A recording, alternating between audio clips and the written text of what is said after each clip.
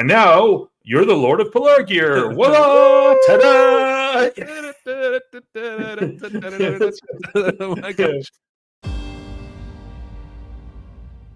We went through the elves in episode 4 of season 2 of the Rings of Power. But now we're going to go through the Southlands, because each one of these new things has the single biggest member berry in each plot. I hate to call it a plot line, in each sequence of randomly connected events for each area. But we're gonna talk that through. Hey, by the way, real fast, give us a like, give us a thumbs up. If you want to support us and what we do, you can become a supporter at theonering.com/member. $4 a month. You get our extended podcasts, which we do once a week, usually when the Rings of Power isn't here. And we have an extended podcast of 15 minutes longer, and you get access to our Discord. So go ahead and check that out. We'd love to have you along for the ride. It's a lot of fun, and we're only getting started in Lord of the Rings stuff, because we have War of the Rohirrim coming out.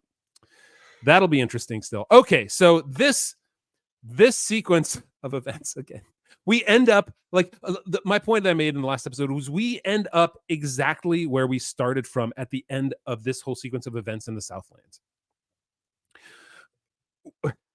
We have Isildur and Estrid and Arondir without a horse, and then we have Isildur and Estrid and Arondir without a horse at the end again.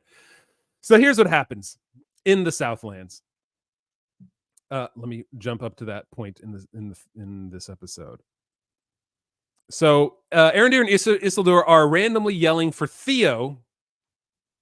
They find a wild man's axe, right? Okay, so they've gotten the horse back at this point. They're back to Arondir and Isildur have gotten the horse back. That's what happened at the end of the episode. Theo is now captured, as are the wild men, by something we don't know. It was Ents. And they find a wild man's axe, and then Arondir makes the statement, to a wild man, an axe is worth more than gold. Oh, is it? Because I bet you could get a pretty good axe if you had some gold. It's so that's like, guys, what pithy statements can we come up with that will make people think? Well, clearly they can't come up with any. Well, and then we have this attempt, this ham-fisted attempt to show Estrid and Isildur falling in love and getting attached to each other. And, Isildur's, they cut back to the scene here, and Estrid tells them they need to go north into the woods, and that they'll find the wild men and other stuff. And Arondir is suspicious of her, but, we move on, and, Isildur teaches them how to clear the water from the pumps by pulling on the lever, which the water right next to it. Yeah. So and then Estrid does that. You got something on your face, and I was looking. It was so funny because it shows how stupid this show is.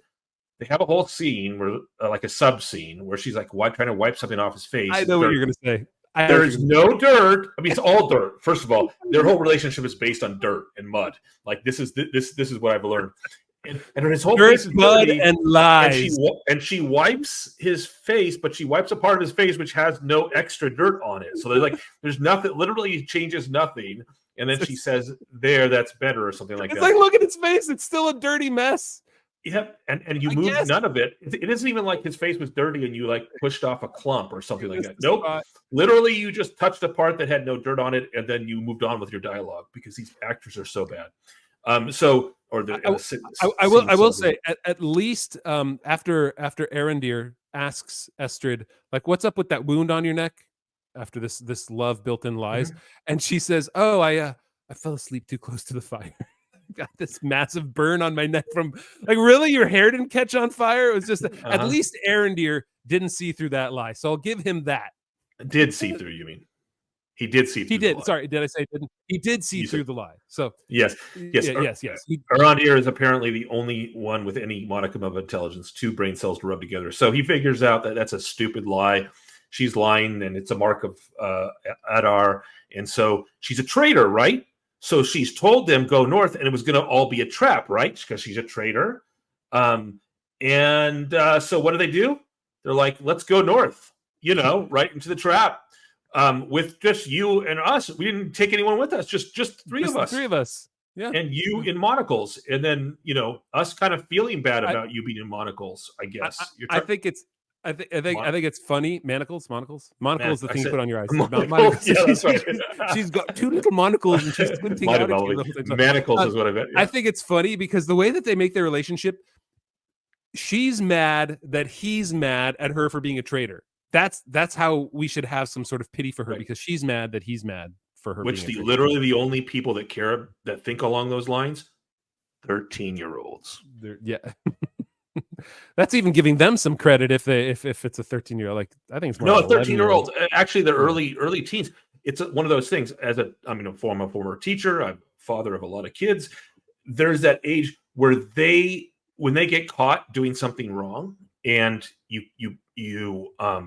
get mad, and you show them their lie, and you get mad. If you get angry, they get mad that you're mad at them, even if they recognize that what they did was lie or was wrong. Right. Like, they're just like, why are you so mad at me? Okay. You understand you're the bad guy here, right? Yeah, Right, Estrid, you're the bad guy. It's kind of like when your kid hits his sister, and then you are angry with them, and then they start crying, and I'm like, yeah, you can cry all you want, kid, but you're the one that hit the sister. I don't actually care, and I have pity for you right now. That's what really Isildur should be doing. It's like, you can be mad at me all you want. I don't care for you at all, because you've been lying to me about who you actually are, and have been trying to. They'll say things like, "Why are you so mean to me?" Because you're the baddie. That's why. In this situation, you're the baddie. Well, we find out who the real baddies are in just a minute. Since Arendir finds a pedal, and he knows, ooh, something is up. This pedal from, I guess he knows about the Ents, is what the idea is. He's like, don't move, stop. We must go forward. And then Theo, the Ents, we have to realize. So the Ents, he wakes up in this cage of branches and woven limbs. Right. The Ents have made people cages. Right. Why? Yeah. What's there? What? I thought they just stomp on them if they're angry. Right. That's the whole idea. So they're people that trust. We literally find out that if you've ever touched an axe, you're guilty of you're liable to die. Like, that's a death sentence. So they capture all these humans and they put them in a tree cage. Like, what are they going to do with them? What is going on? These people that write this crap, they just needed cages. They just needed cages. Well, this is kids the in Ents, cages. Right. It's a Michael, that's not allowed on the show. We don't get super. Yeah, we kind of can't get political. I just think it's sort of funny because they're like, so. Don't put me in that. So the funny thing is like, what did I'm trying to get to that line real fast. Aule and Yavanna, right? But yet they will have need of wood. Nonetheless, exactly. They will have need of wood, he says to Yavanna. And so you would think that the Ents, being the shepherds of the trees, would kind of maybe say like, yeah, they'll have need of wood. And plus, not all trees are Ents, and not all trees are of the same kind that the Huorns were. Also, if a tree dies and you have dead wood, taking an axe to wood, there's nothing wrong with it. No Ent would think that. Yeah.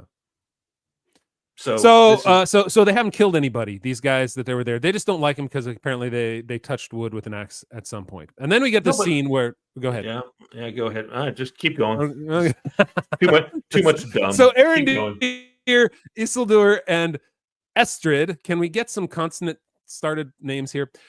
They are walking through muck. I guess it's a downed area. Is this where the orcs went through, maybe? Because it's all the trees, I guess, or something. I don't know. Yeah. They don't explain it, but it's all dirty and mucky. So they said this is the way we got to go. And there we go. He gets stuck just like Artax and Atreyu in the Never-Ending Story. Do you guys remember that? That was a difficult moment. Artax, the horse in the Never-Ending Story, gets stuck in the muck and ends up drowning. So, and they're gonna do another movie thing. So Isildur is somehow slowly sucked in, and then Arendir gets pulled after him, and then we think Estrid is just going to run off, but no, Estrid does a thing and throws a stick into the muck.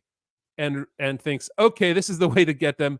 And then something grabs onto it, something interesting and large, and it's got spindly, mouthy things. Then that doesn't come. It decides not to grab her. It just decides to go straight up into the air. And okay, look at the size of that thing. They both Arondir and Isildur got sucked into a little pit that was like 5 feet wide. What's going on here? Like this is so unreal. Also, they'd be dead what do by you mean? now. Like they're not dead? Okay, first of all, look at that mouth. How? Okay, so guys, spoiler, they survive. How would something full-size human elf be sucked into that mouth and not be chewed into a pulpy mass? Also, I'm glad you froze on this frame. So horrible, horrendous, evil creature. It's eating her. And But as stops. it's eating her, there's a sword. We can see the sword sticking out of its belly. Yep. Which means Rondir was swallowed by it because there's not enough room for him to be behind it. So he's inside of it, right? Yeah, totally. He's 100% inside of it. There's yeah. And so it ate him and didn't rip him apart into pieces. He was in the belly of it. And not just him, and as far as I can understand, right, him and Isildur were both in it. Isn't that what I saw?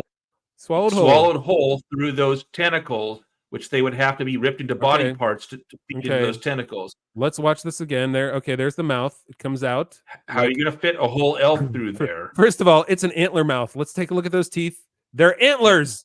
Yeah. Okay. And how is it going to get? How are you going to get someone through that mouth and into the belly so it can stab you from the inside? In pieces is the answer to that question. So everything they do is unbelievable. Everything they do. Yeah, there's Arondir bursting out because that's what he does. He bursts out of things like he's been propelled by a gas explosion. So anyway, and of course, this whole scene, I don't know what it's meant to establish. I guess that she's helping, maybe, but it has no point other than he's got a piece of meat on it. And he's like, hey, and he makes a joke about the meat, but it's a memberberry scene, Jonathan.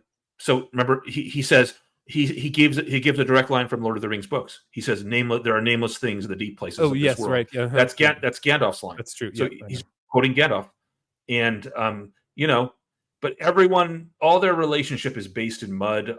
Everything is based in mud. Like so, this is the beginning. This is the mud romance. I mean, and they throw in like a slight joke here, which, by the way, like an elf would eat tainted meat from one of those nameless things in the deep places of the world. That, like, you're guaranteed to have something bad happen to you if you eat that meat. Don't worry, they're going to rinse it off. They're going to rinse it off in the mud around them. That's right. That's what I was wondering. It's like we see them clean in the next scene that they appear. Like, how did that happen? You're out in the wild. What do you all have? A portable shower following you around that you can just rinse off? Look, they're all clean. their clothes are like slightly dirtier, but they're still all clean. Oh man! So Isildur then, Arondir gives Isildur the choice to unshackle Estrid because she helped, and then Estrid decides that no, I'm still after you guys did everything for me. He lets her free. Yeah, and then she takes his sword and threatens to kill him, and she's supposed to be convincing us that she is despairing. She's in despair, right? Except the actress can't play despair at all. By the way, so she's like, I can't be forgiven, basically. It's this whole thing, like the intense and unremitting focus on your own self-pity in your head. It's like, it reminds me of the previous episode when people couldn't shut up about how you shouldn't hate yourself for other people dying. It's all this navel gazing, looking at yourself, like, I can't be forgiven. It doesn't work like that. So I'm going to threaten you with a sword because I can't be forgiven, which is both stupid and she can't pull it off. She doesn't have the emotional range. She's probably the worst actress in this whole storyline, the worst actress in this whole storyline. And so, non-believable. And then, but guess what? It turns out that they are, there's Ents here. Not only are there Ents here, but one of the Ents here comes bursting out of the ground. He was the logs that they were leaning against.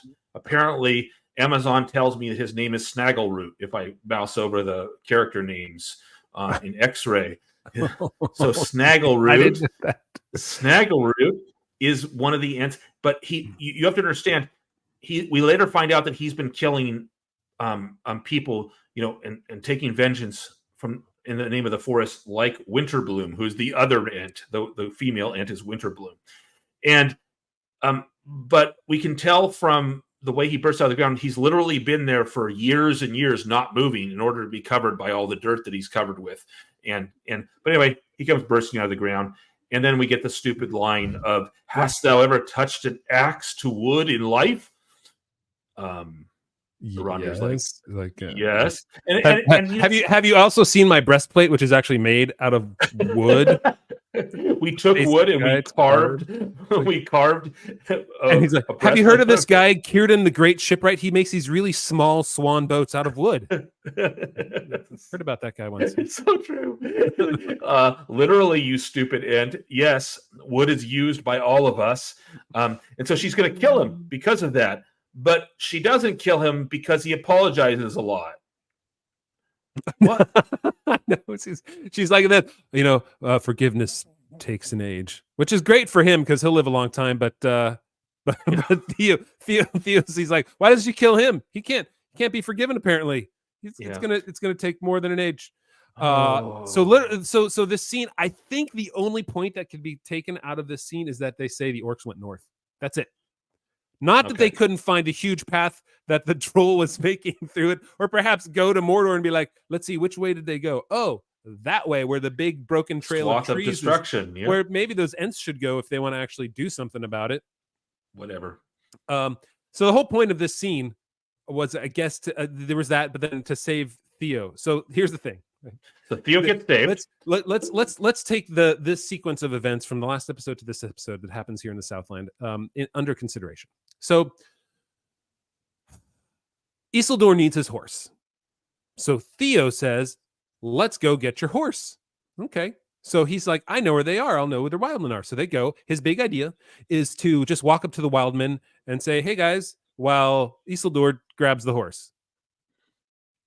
Okay. What could go wrong? What could go wrong? He gets the horse. Theo is captured by the wildmen, not by the wildmen, by the Ents, essentially. Isildur goes off with his horse back to Pelargir, meets up with Arondir. They are now with Estrid. Then they decide to go follow Theo to the north without his horse. Where's the horse in this whole situation? You went to get the horse, and yet the horse has nothing at all to do with the story. The point. They've moved on, Jonathan. This is episode 4 instead of the last one, which was episode 3. So in this episode, we don't care about horses. They're all in this episode, we care about trees and apologizing to trees. Okay. I'm surprised we don't pay them reparations. All right. Okay. So we forgot to mention that. Okay. So the Ents then walk off, and they just decide to let everybody go. We'll talk about the Ents more at the end of this here, but they just decide to let all the men go. Why? I guess because Arondir asked for forgiveness, and he stroked her bark very gently and romantically. He said it 3 times. He asked for forgiveness. It's the magic. You got to say it. You got to say sorry. It's like Beetlejuice. You have to say it 3 times for it to actually be worthwhile. So then I love this. Like, it's sort of like they hold hands. It was so oddly, weirdly romantic. Here, they imbue. The writers imbue their own characters into these, into the characters of the Lord of the Rings. So, for instance, the Ents that Tolkien wrote, and even that Peter Jackson made, granted, they were not, they were too hasty still in my consideration of the movies. But these guys are downright speedsters. Like they talk rather quickly. Like Treebeard, he would talk. Right, the way that John Rhys Davies did, it was a very slow, deliberate. The words were drawn out. I thought they performed that well without making it seem really draggy. They've got nothing like that in these characters at all. But what they do is they say, "Oh, these characters, they're all about forgiveness and love now." After first they're about ragey vengeance with men in cages that they just have ready for ragey vengeance. They kill anyone that's ever touched an axe, except the people that they don't kill who've touched an axe. Those people they don't kill, and they put them in a cage for no reason. To keep for later, because they got to eat. They're going to burn them, but they don't eat them. Warmth. That's right. Maybe they're going to burn them. Also, the Ents are too stupid to know the difference between an axe and a sword, which is dumb because they think the sword is an axe. This is just the stabby thing that we don't hit trees with this. We might carve large ships or small ships in That's right. in the Great Havens with these. I used a small version of this to carve my breastplate from a piece of wood. That's right. So okay, so the Ents leave, and I guess they let him go. And then you get the Wildmen all freed for some reason. I don't know. We talked about that. Why, we don't know. Then the weirdest thing happens, right? Obviously, Theo, they're trying to create a father-son relationship between Theo and Arondir. And I don't get the final statement where am I missing something when he calls him the Lord of Pelargir? I was going to ask you the same thing. Because Arondir says to him, we will meet again, Lord of Pelargir, for some reason. And the only thing I can think of is he knows something about his father that he doesn't, or maybe he's the true king of the Southlands. Is that where he's going? But you have there are no small streams leading up to this river of an idea. It just doesn't happen. There's no, they just throw it on us like a tidal wave. Or if there is a small stream, or if there is, it's so small that it cannot be, it's useless as a storytelling mechanism. This is, for all intents and purposes, this is just random thought number 87 thrown into this into this show. Like, and now you're the Lord of Pelargir. Whoa! Ta-da! Oh my gosh! I mean, like what? Because it'd be funny. He comes back. All right, everyone. I'd like to arrange my accommodations, please. I'm now the Lord of Pelargir. And they're like, no, you're not. It's like, have you seen this axe? I mean, sword. We use it like this. I don't know. I can't believe before this moment, I can't believe you forgot about the mud romance.